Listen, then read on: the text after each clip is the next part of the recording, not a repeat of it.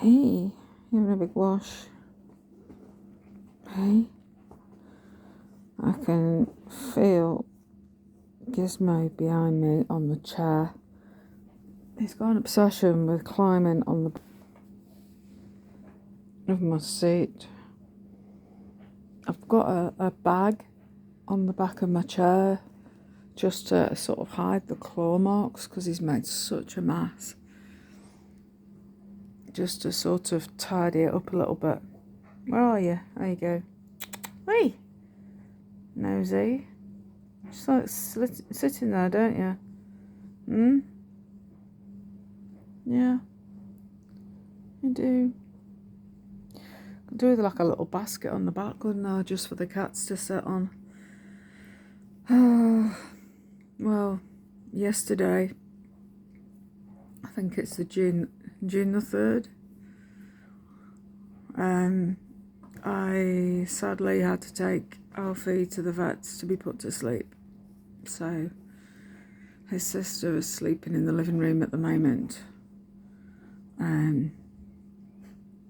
She's looking a bit lost. They've been together all their lives. You know, they came from the same litter. There was an additional one, but the kitten passed away. And her and Alfie were the only two that were remaining out the litter that were needing to be homed. And I got the both of them together. You're talking like coming up to 9 years. 9 years, 8 years, 9 years. I would say coming up to 9. He wasn't very good over the weekend. It's been a very, very long weekend. I just could not. Friday, his breathing was not good. He was sat in the litter tray, quite literally collapsed, unable to get up and move around. And I thought, what the hell's going on? I don't know if he'd had like a bit of a turn in the tray because I heard a bit of shuffling. But then when cats are in the tray, they're never quiet, are they? They're always digging and moving stuff around to make holes and that for pooping. So that was, not nice to find him. His breathing was very, very heavy, shallow, struggling. He had a bit of a snotty nose. He managed to sneeze, one sneeze, and like a bit of yellow gunk come out. And I wiped it with a warm tissue. And the airway became clear, so at least he could breathe, but he was breathing through his mouth. His eyes were looking a bit gooey and then he went behind the sofa. And I couldn't get to him.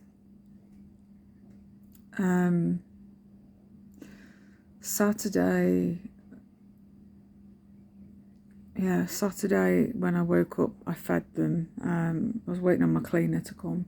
He seemed to disappear, but then quite a few of my cats seem to disappear when she comes over to clean. You know, they hate the Hoover and stuff like that. Couldn't find him. But I thought, try not to panic. Hopefully he'll be okay.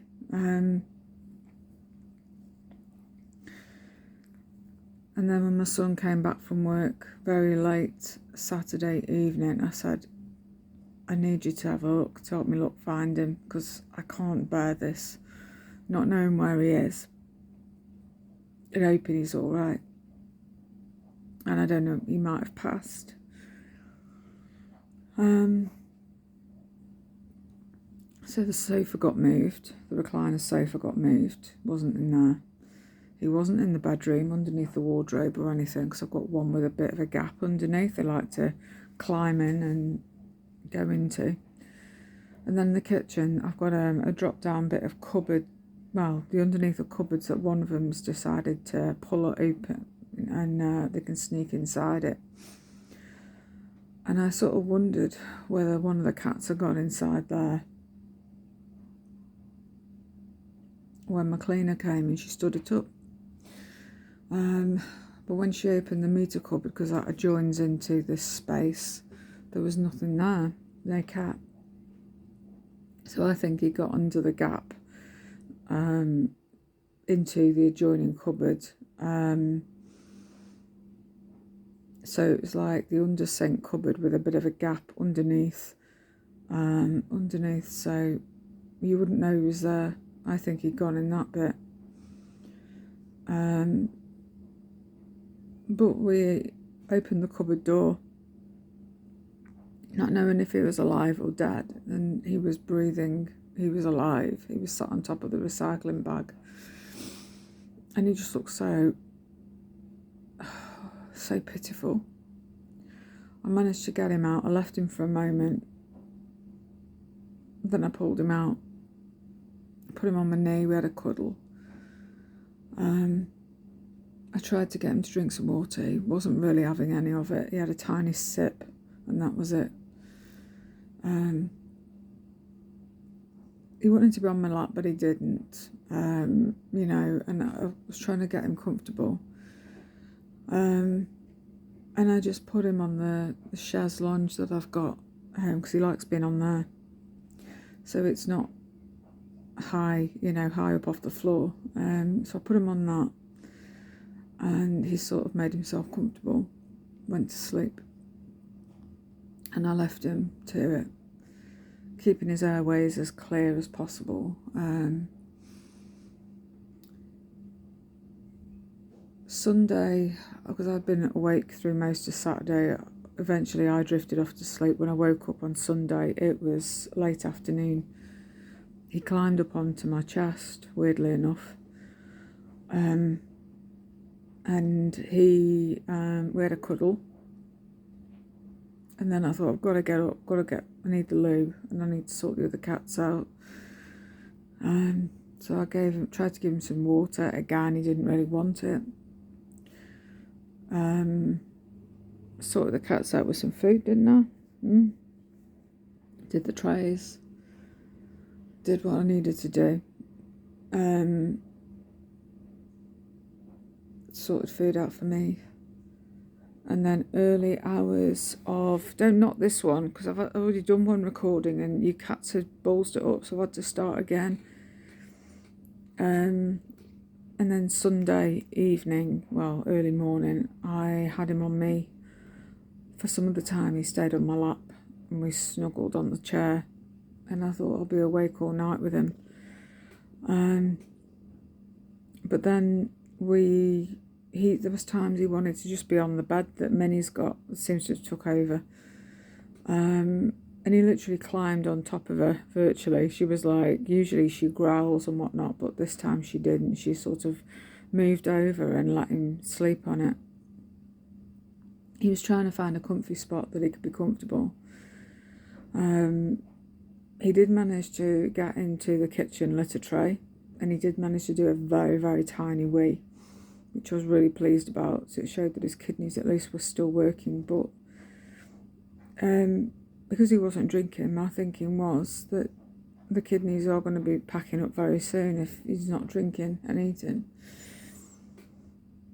But he was too exhausted to drink and eat. He was just past it, and I knew that he was on his way out. His eyes were all cloudy, and going. The life was going out of him. You could see it. The light was fading in his face. His spark had gone, and he was struggling to exist. I did look into.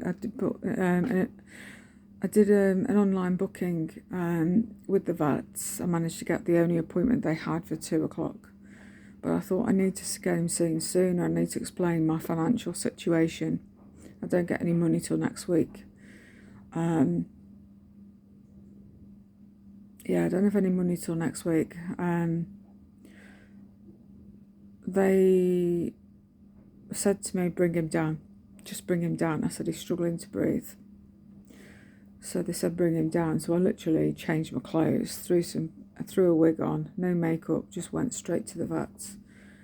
And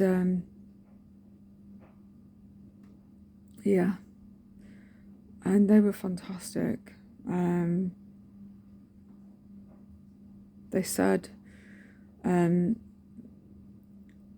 we will, don't worry about it, sort it next week, the money.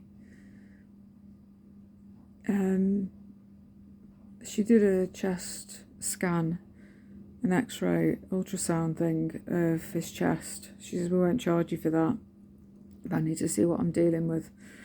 And she said he's got fluid on the heart. He's got fluid on the heart. He was really struggling with breathing. Yeah.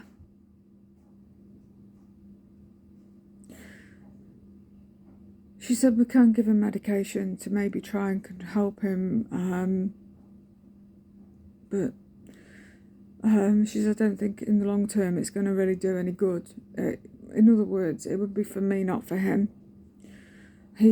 Because his breathing was like very laboured, and then all of a sudden there'd be like really one big breathe, and then like a big gulp. She said because we're at that stage of life, she says I don't think it would be anything nice for him. It wouldn't be beneficial to him in the long run. So anyway, she said I think it would be kinder to just, and I said let him go. I didn't think I'd be bringing him home. I didn't think drugs would be the answer, and I thought, who's it for him or for me? I've seen Alfie, I've seen Charlie for years struggle with gums and thyroid issues and not being able to put the weight on. And I kept being told, when he reaches a certain weight, we can operate on his gums and remove his teeth, and we can do this and we can do that. And he put up with a lot of pain and discomfort for a lot of years. And I thought, when everything stopped working, the medications, and it got to a point where he'd had enough of being poked and prodded, and I thought, it's all about money. That's it. It's just money and vets and trying to get money out of people. Whereas she was giving me the option if I wanted it to go down that route, which is, well, we need to do x-rays and we need to do this and we need to do that. And I said, I don't think it's fair to do that. It's not fair to poke and prod him. He was, I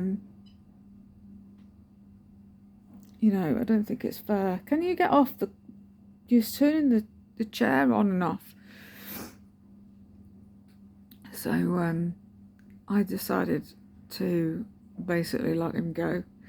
He was in too much pain. I mean, the scream that he did in the early hours of the morning, and again around about 7 o'clock that morning, oh my God, it was horrendous. The I'm in pain scream. And I thought, I can't bear this, I can't do it. He's not, he needs to be put to sleep. When I phoned up just before they opened at 8:15, I got to the emergency out of hours service. They wanted to charge nearly £300 for a vet to come out, or for me to drive all the way over to Stoke, to a place called Mere. To their out of hours. I was expected to drive all that way. I said, I'll wait 2 minutes and I'll phone the surgery again. The vet's is literally 2 minutes in the car. I said, I'm not putting him through that. It was bad enough when I had Bob put to sleep and they had no appointments, and I had to drive all the way to another town called Stone, and that was far enough. The cat that was struggling, I thought, I'm not doing it, but they said bring him straight down. So that's exactly what I did. Threw some clothes on, down I went. I'd explained my situation. They were fine. It's fine, financially we'll deal with it later, it's fine, we know you pay. So that's what I did. It was a peaceful passing. I mean, he was distressed being taken from the car. There was a guy that was pulled up with 2 dogs, and he asked if I could be of any help. I said, well, the chair's okay because the hoist takes care of that. And he says, would you like me to carry your cat in for you? And I thought, well, yeah. I couldn't get on the drop curb bit because someone had parked the car. So I had to find another drop down curb bit to get up. And anyhow, he was took Alfie in for me and just put him, and they whizzed him straight into the back. As soon as I came in, they've took him in. They're going to get him assessed, and that's when they did the ultrasound on his chest and said there was fluid on the heart. So they decided, to obviously wait for me, call me in when the room was free. So it meant the appointment that was to follow with the man with the 2 dogs had to wait. We were the emergency. And she said that he's very distressed. Well, he isn't one for people anyway. He gets very anxious, always has been. He gets very, very stressed and panicky, and being taken away, the drive in the car would have been was stressing him. Then it was being in the back room with people he didn't know. They then, we discussed options, and again, I said it's not an option. He needs to be put to sleep. When there's a point of no return and nothing's going to help him, I could send him home with a few bags of medication, and all it's just going to be doing is prolonging things. I'd rather than wait for things to be worse, let him go now. So anyway, she was great, really lovely young vet, and very understanding, very nice, very placid, very lovely. And she says, I'll give him part 1 then, which will make him a little relaxed and drowsy. And I'll bring him in, and you can have him on your lap, and you can cuddle and, talk to him and stuff as he's sort of going into a sleep. And then I'll come in and do part 2. I'm not going to shave him and put the catheter into his arm or his leg. I'll just do it through the stomach, the quickest way, where he will be basically sedated.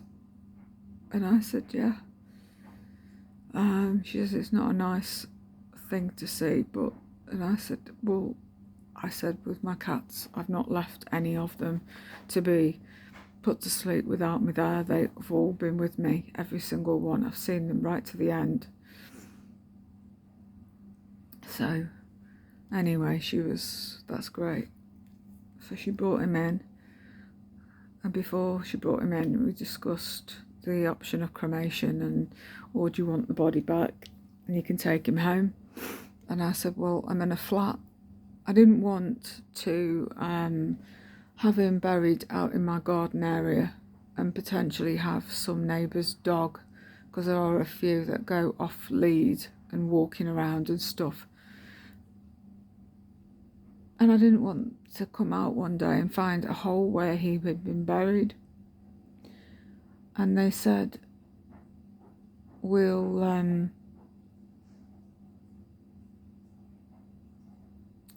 the other option is that you have him cremated and you can have him in the ashes back.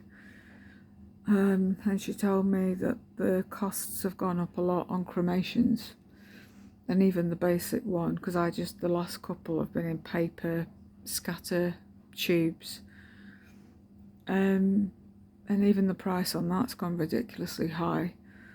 So yeah. So anyway, she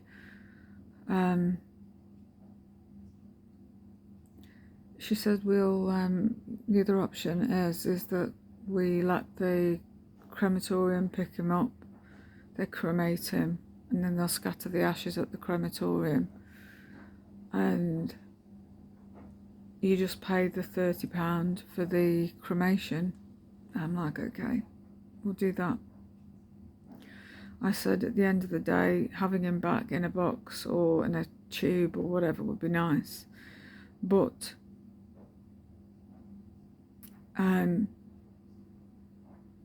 ultimately, I want him at peace. I don't want him struggling. And his needs comes first before mine.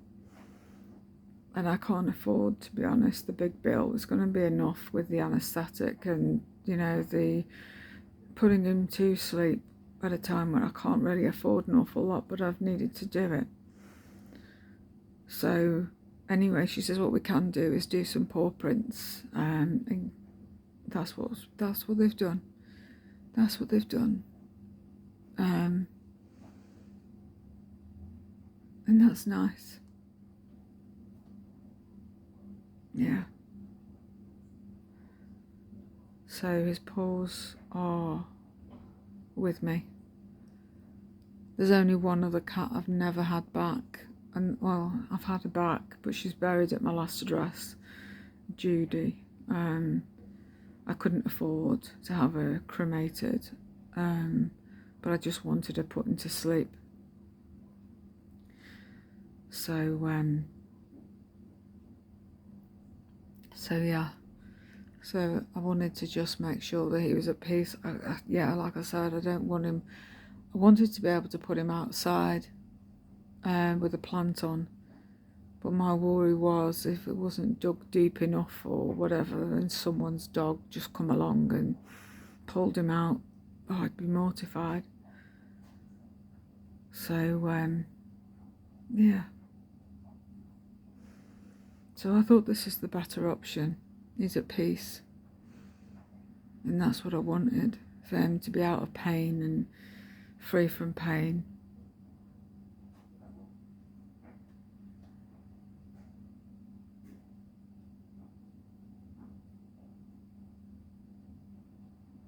Yeah. His sister, Elsa, is still here. I mean, she's like a lost sheep. She's walking around and stuff. And, you know, she's used to, because they've been together from birth. They were from the same litter. You know, they've always slept together. They've always been together.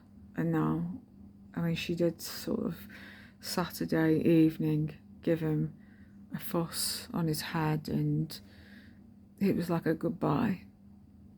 And Sunday evening she did another. So I feel like they did their goodbyes in their own way. But yeah, she's like a little lost sheep at the moment. Alfie was the middle cat, if you like, with the males. So I have got Gizmo, that's my eldest male here, eldest cat full stop. Then I've got Minnie, the eldest female. But with the boys, Alfie was my middle eldest cat. And I know that when the alpha male, Charlie, when he passed, Alfie and Gizmo had a huge fight over who was in charge. Massive fight. I've never seen them fight so badly.